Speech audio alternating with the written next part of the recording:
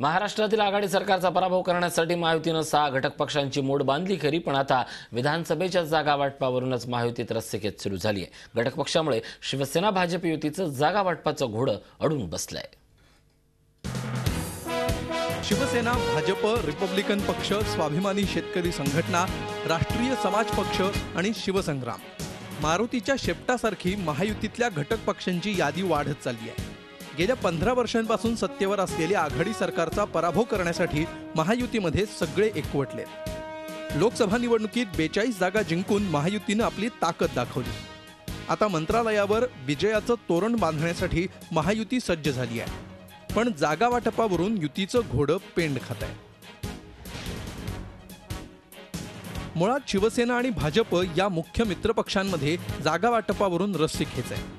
2009 साली शिवसेनेने 169 जागा लढवल्या, त्यांचे 45 आमदार निवडून आले, तर भाजपने 119 जागा लढवल्या, त्यांचे 47 आमदार विजयी झाले। महाराष्ट्रात भाजपची ताकद वाढत असल्यामुळे किमान 134 जागा हव्यात, यासाठी भाजपने मोर्चे बांधणी केली आहे। त्यात आता महायुतीतल्या अन्य घटक पक्षांनाही सन्मानाचा वाटा हवाय। जागा वाटपासाठी झालेल्या महायुतीच्या पहिल्याच बैठकीत राजू शेट्टींनी रंग दाखवले होते। आम्ही तुम्हाला गळ्यातलं लोढणं तर वाटत नाही ना, अशी स्पष्ट विचारणा त्यांनी युतीच्या नेत्यांकडे केली। केंद्रात मंत्रिपद न मिळाल्यामुळे शेट्टी सध्या खट्टू झालेत। त्यांच्या स्वाभिमानी शेतकरी संघटनेनं बारामती आणि कराडसह 35 जागांची मागणी केली आहे, तर रामदास आठवलेंच्या रिपब्लिकन पक्षानं किमान 20 जागांसाठी आग्रह धरलाय।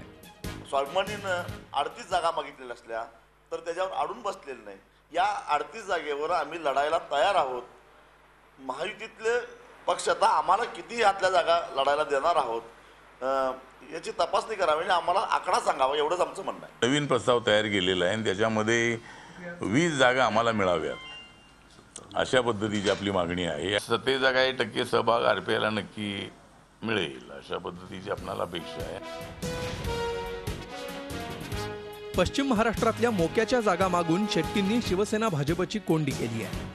त्याशिवाय विनायक मेटेंचा शिवसंग्राम आणि महादेव जानकर यांच्या राष्ट्रीय समाज पक्षानंही 20-15 जागांची मागणी केली आहे। घटक पक्षांचे हे हट्ट पुरवताना युतीच्या नेत्यांची पुरती पुरेवाट झाली आहे। भाजप विधानसभा निवडणुकांसाठी उमेदवारांची पहिली यादी 15 ऑगस्टला जाहीर करणार होतं, मात्र जागा वाटपाच्या कोंडीमुळे ही यादीच आता लांबणीवर पडली आहे। बघा, असं आहे की आमच्या जागा वाटप योग्य प्रकारे होईल, आमच्या चर्चा चाललेल्या आहेत आणि आम्ही उचित वेळी ते जागा वाटप पूर्ण करू।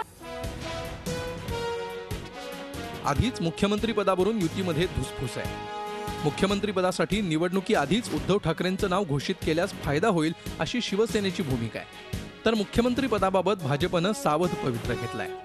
ही अडथळ्यांची शर्यत पार करताना महायुतीची दमछाक होणार एवढं नक्की। अमित जोशीसह दिनेश दुखंडे, झी मीडिया, मुंबई। झी 24 तास रहा एक पाऊल पुढे।